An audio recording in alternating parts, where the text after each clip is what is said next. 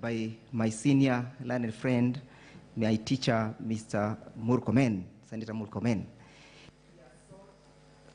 He has sought to know whether County Assembly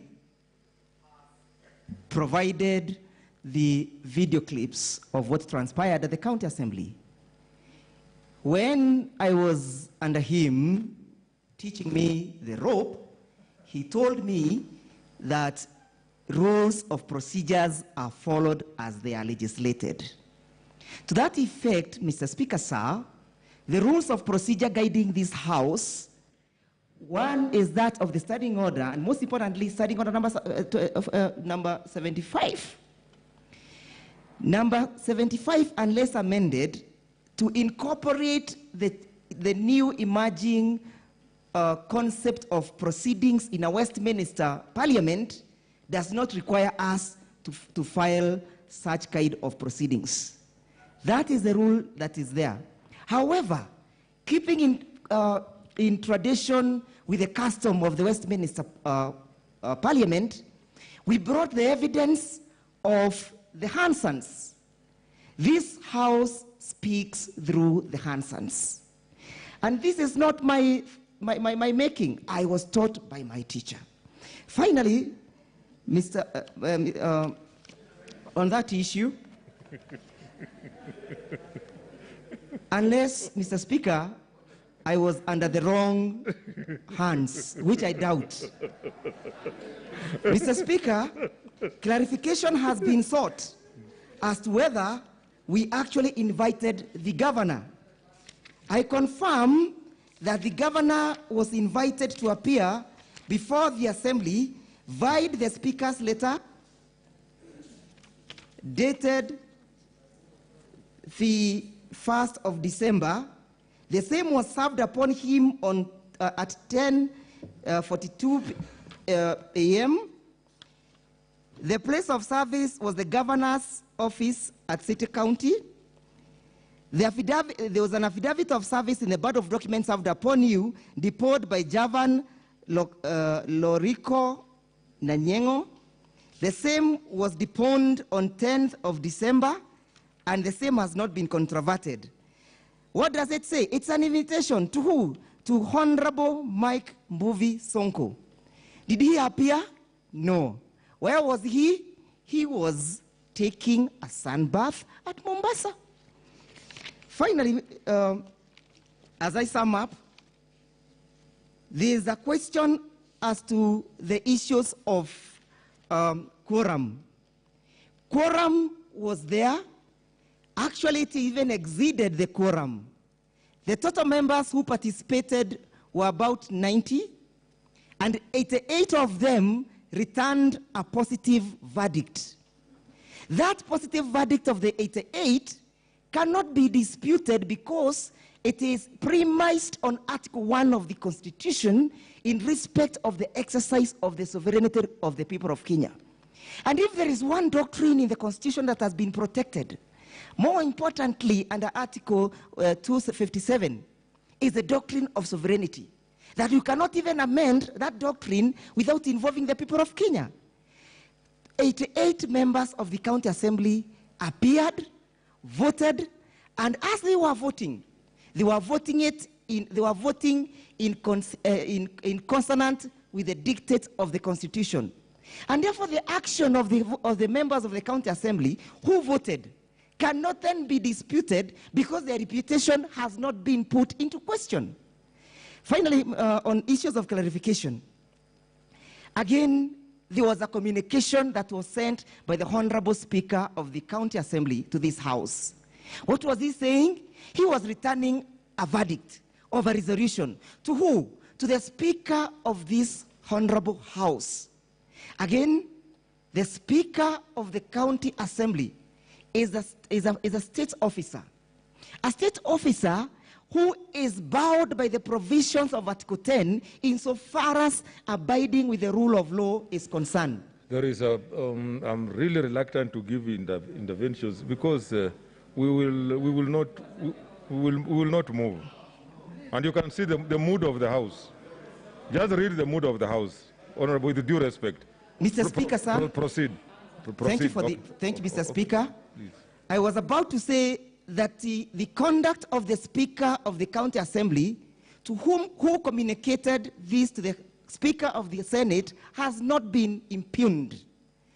To cast aspersion on a man of high integrity, that he can seek to mislead this House in such a big manner in a matter of this high level sensitivity, would only not do injustice to that Speaker, but also would to lower his reputation in the standings of the right-thinking member of the society. The Speaker communicated candidly, and that communication was not disputed or refuted by the defense. Finally, on that issue of the quorum, the issue of the quorum is being brought as a shield to make sure that this House does not interrogate what is before it. Why do I say it was brought as a shield? Mr. Kinyanjui, my senior, understands and knows the import of Article 47.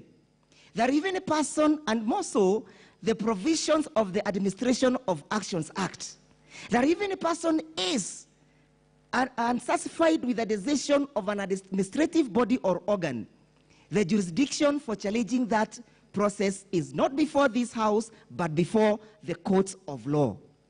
It says further, Mr. Speaker, sir, that any person who has doubts with the decision of a body like the County Assembly, the procedure would have been that of judicial review. The same was not availed.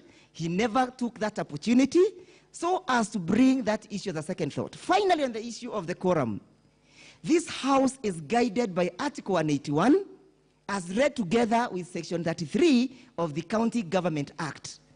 Section 33 of the County Government Act, as read together with Order number 75 of the Standing Orders of this House, does not put this House as a prefect to my client. It only says, upon receipt of a resolution of this nature, the House will convene to hear that particular resolution, whether it stands the test of time to impeach the governor. But Section 33 does not say that this House can prefect another constitutional organ. Reason being, in the constitutional equilibrium, these two organs are exercising their constitutional functions. The only person mandated to question the constitutionality of the process is the High Court under Article 165, Clause 3, where it says the High Court has power to interrogate whether anything said to be done has been done in accordance with the provision of the Constitution. I therefore submit, with respect, Honorable Speaker, that the question of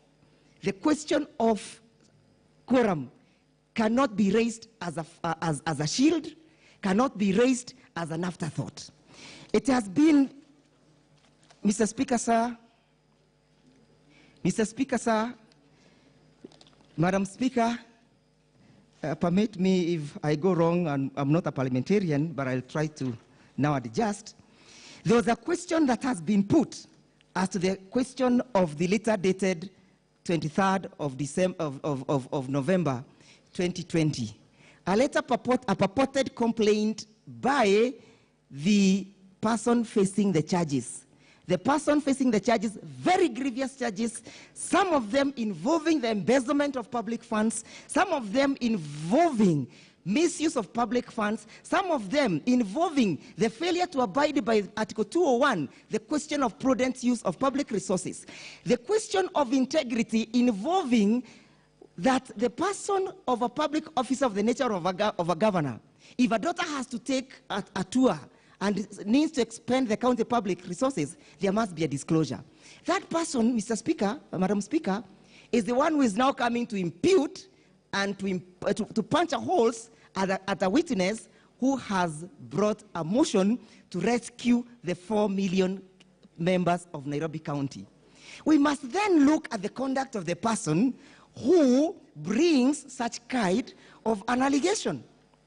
The letter was done as a means of attempting to cajole and to intimidate, to harass, and to embarrass the witness.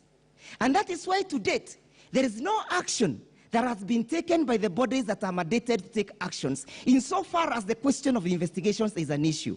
Mr. Speaker, sir, we have to question the motive of that letter. It's not a letter that was brought in good faith. It is not a letter that has actually been brought by a man with clean hands. The man does not require any favor before the eyes of equity. The hands are dirty. They are so dirty in the sense that equity cannot aid. Mr. Speaker, clarification was sought on the issue of the witnesses, whether the threshold, actually the threshold was met. Yes, both the arithmetical threshold in terms of quorum and the constitutional and statutory threshold were all met. If they were not met, me having or enjoying the experience of my senior Mr. Kinyanjui, the first day the resolution was done, he would have been in court to challenge the same. Suffice to note that even his application that was brought to challenge the processes in the High Court case number 35 of 2020 was dismissed yesterday by Judge Matthew Ndumanderi, even as we were proceeding with these proceedings. What does that tell you? It tells you another constitutional organ has pronounced itself as to what transpired in the county assembly. If then a high court, a court established by the Constitution, has made a verdict and dismissed Mr. Kinyanjui's application dated the 30th of November, who are we to question the processes? The only forum, honorable members, that can be questioned is the forum before that has been created by the Constitution, and that is the High Court of the Republic of Kenya. Clarification on the question of the clip clip after party clip. Mr. Speaker, Madam Speaker, we cannot look at the clips in isolation. We are looking at the clips in a holistic manner so that one can piece them together, the conduct of this particular person. While analyzing these clips, Madam Speaker, one must then go to the provisions of Article 75. One must seek leave in the provisions of Article 76. Those articles speaks to the conduct of a public officer or a state officer whenever that person, either in private or in public. And why do they speak? They speak in a manner that the conduct of that public state officer must breathe confidence in the office that he holds. So a man comes to his office, dance party after party. The man is supposed to go and is supposed to go to France and do a bit of exploration as to whether Nairobi can reach the status of Paris. He decides to go dancing. What does he say? Party after party. We send a man to France. We send a governor to France to expend public finances. He goes joy riding. Is that a person who requires the mercy of this assembly? That's not a person who requires the mercy of this assembly. Madam Speaker, you must look at the evidence that was brought here. But before I go to that, there was a question whether the governor was furnished with the notice that I have addressed. There's a question of the diversion of the bursaries. Yes, evidence has been adduced. It is contained in our document, in our file labeled as 9A. When put to task, the governor could not substantiate whether the money was put in his account. The governor could not divert or deviate or avoid the fact that the money was domiciled in the county government account. He alleges that the money was refunded back to Central Bank. Has he provided evidence? None. Is that fact and ground rebutted? No rebuttal. That is a score. Madam Speaker, I think unless I have dealt with the issues of clarifications, allow me and permit me to just give a small address as the question of the evidence that was provided, then that I'm addressing my senior learned friend, Senator Omugeni. Senator Omugeni has sought to know, or rather to ask us to assist the members of the Senate to understand the evidence. Members of the Senate, we have files ranging from 9A up to, we have 9A, 9B, 9C, 9D, and 9E. All those evidence are critical to the proceedings before this assembly. Most importantly... Sorry, Senator Lekina, can you switch off? No, this is his last submission.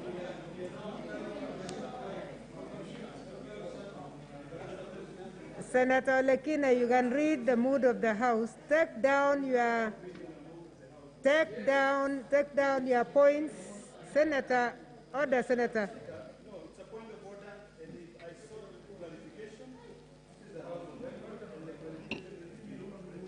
Senator Lekina, your first bell was on a request to speak. In fact, you are still on a request to speak. And we are saying we are not taking requests to speak at this stage. No, Madam Speaker, I saw the clarification, and I don't want them to forget. So if they can clarify, not disrupting. You respond. You ask the question, you respond.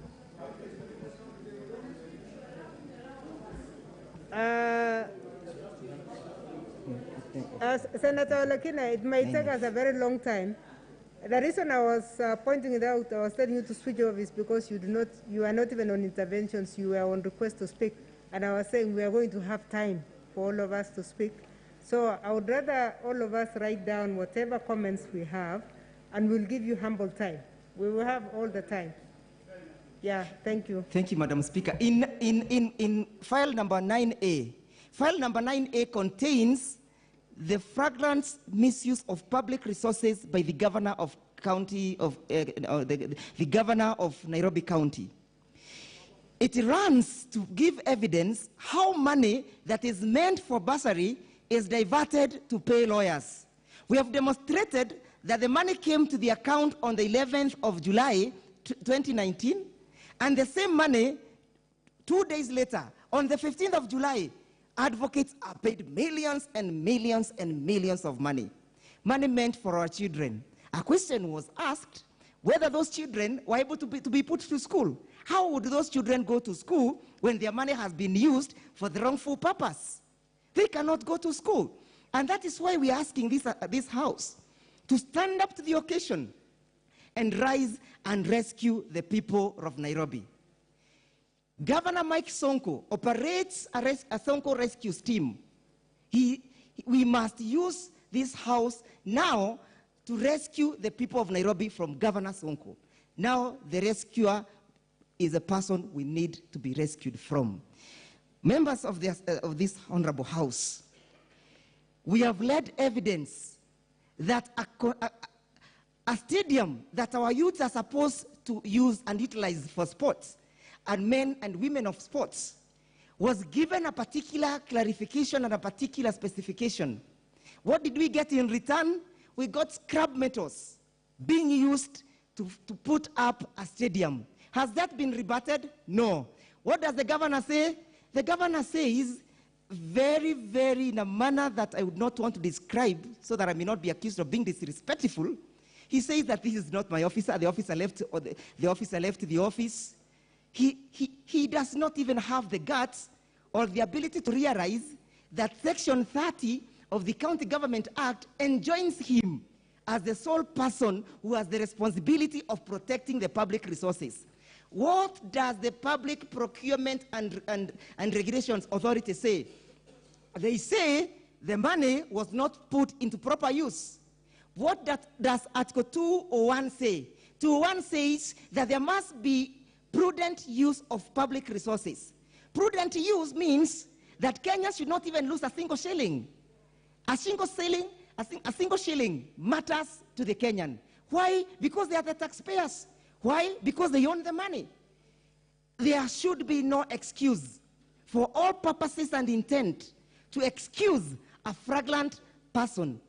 Evidence has been led that we did not get value for the money when it came the question of the construction of the Dandora Stadium.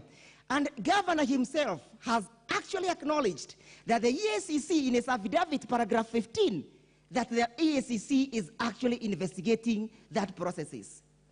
Honorable members, if the process was beyond reproach, would EACC have swung to actions? By the fact that a constitutionally or a statutorily established organ has swung into action, punching holes to the entire process of the construction of that stadium, it tells you that there is smoke. Where there is smoke, there is fire. How do we put out the fire? This House must extinguish this fire. If this fire is not extinguished by this House, by upholding the impeachment of Governor Sonko, it will not only consume this generation, but also consume the future generation. What does Article 10 speak to? And what does the preamble to the Constitution speak to? It speaks to us upholding and utilizing our natural resources, be it finances or whatever, in a manner that is prudent, so that we can promise the intra and extra generational equity. Intra and extra generational equity is a principle that says that the person in charge of today's resources must be prudent so that those resources can also be available to be utilized by the future generation. How will the future generation benefit with a stadium that was supposed to be done with concrete? Now it is mere scrap metals. I believe wherever Catherine Dereva is, I believe where Kipchoge Keino is, I believe where our authorities are, those who are alive and those who have departed, they must be turning in their graves. They must be saying that the time for the governor to go is now. Honorable members, I must remind you that we have brought evidence that Governor Sonko has acknowledged that imprests were paid for the wrong reason. He has not denied that the daughter belongs to her, to him. He has actually said, this is my biological daughter. And I have to regret that we leaders, at times we do not have to subject our children to this kind of torture.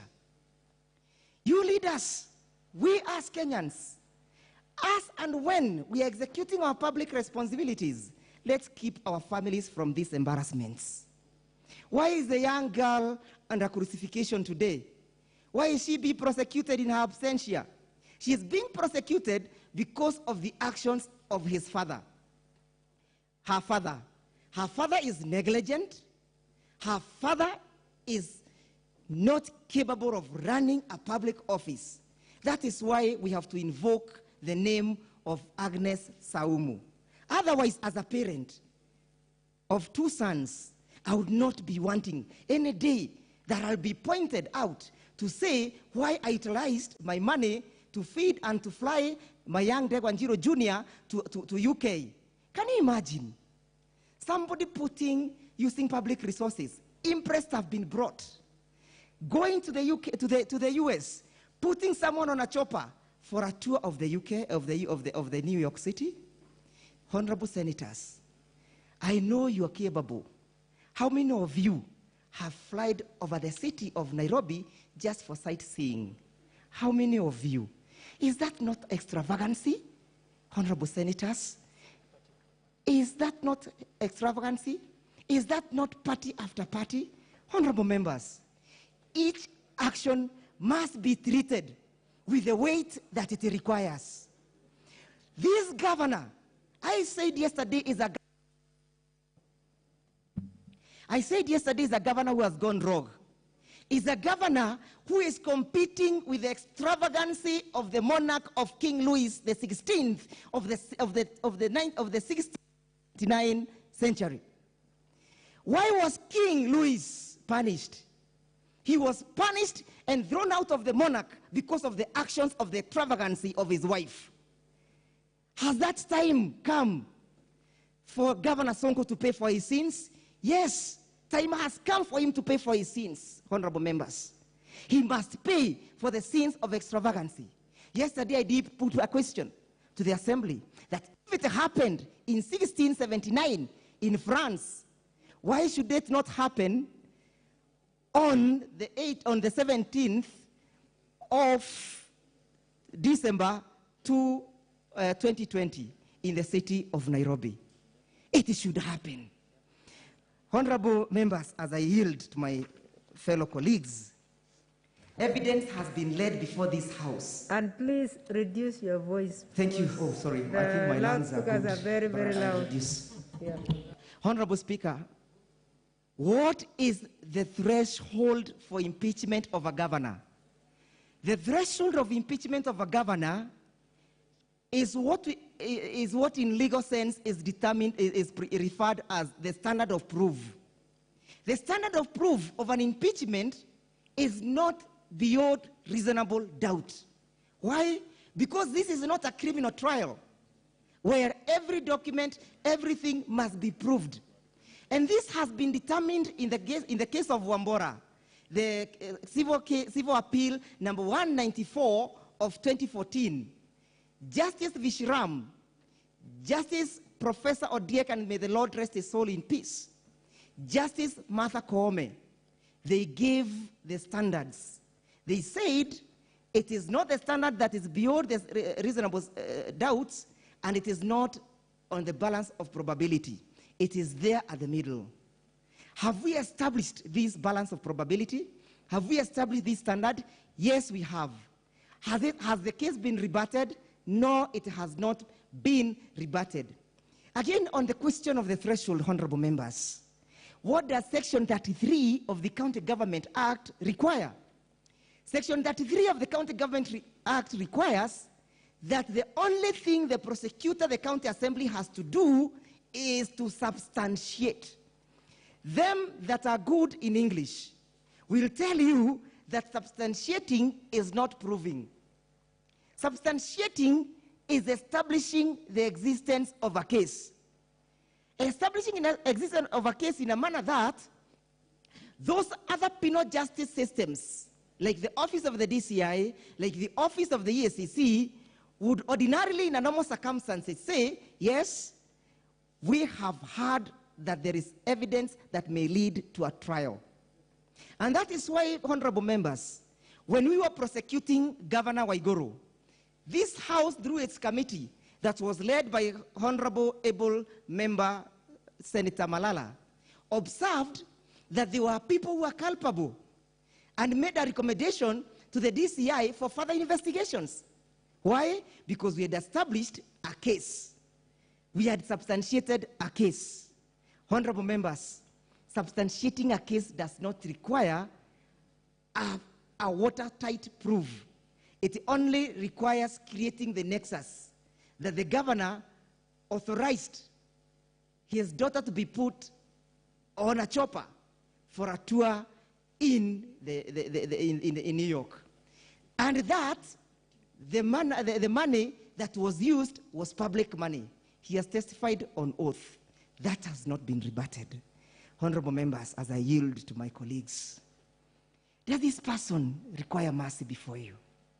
Is he the person whom this Senate can close its eyes to? I urge you, honorable members, to rise up to the occasion, to put it in red and white, or black and white, so as to save our future generations from such kind of embarrassments. Honorable members, I yield to my colleagues to sum up.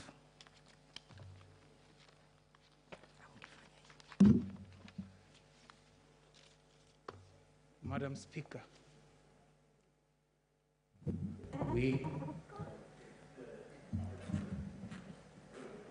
Madam Speaker and the honorable members, 16th of December and this particular fateful day presents yet an opportunity for this House to do that which is honorable. That which is honorable is but one, sending the person of Mike Mbuvi Sonko home. Honorable Speaker, and member of the Senate, without repeating that particular word all through, we were asked by the good senator, Professor Mugeni, if it does not fit, acquit. The question that we'll ask in the inverse, does it fit? We do answer in the affirmative, yes, it does. It perfectly fits the definition of substantiation. It perfectly fits for the reasons that you have been told of a person who has deliberated on his duty, forgot that there is an instrument in this country called the Leadership and Integrity Act, which he once was a legislator